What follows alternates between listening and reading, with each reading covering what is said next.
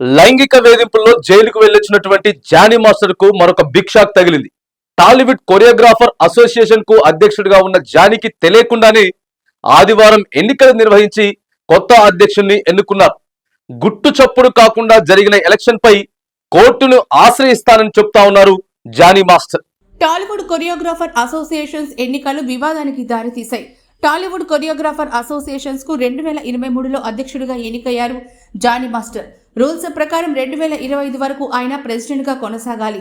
కానీ ఆయన పదవీకాలం ముగియకుండానే ఆదివారం కొరియోగ్రాఫర్ అసోసియేషన్ కు ఎన్నికలు జరిగాయి.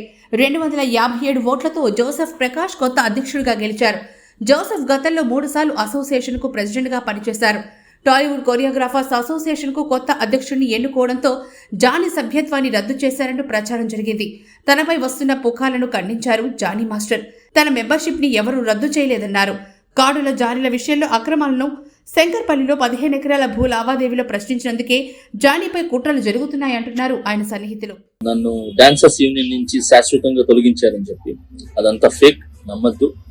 నన్ను ఏ యూనియన్ నుంచి తీసేయలేదు, నా కార్డు ఎవరు తీసేయలేదు. నేను డాన్సర్స్ యూనియన్లో మెంబరు. ఏదైతే ఈ ఎలక్షన్స్ నిన్న జరిగినాయో ఈ లీగల్గా నేను ఫైట్ చేస్తున్నాను. ఆ వివరాలు తొందరలో చెప్తాను.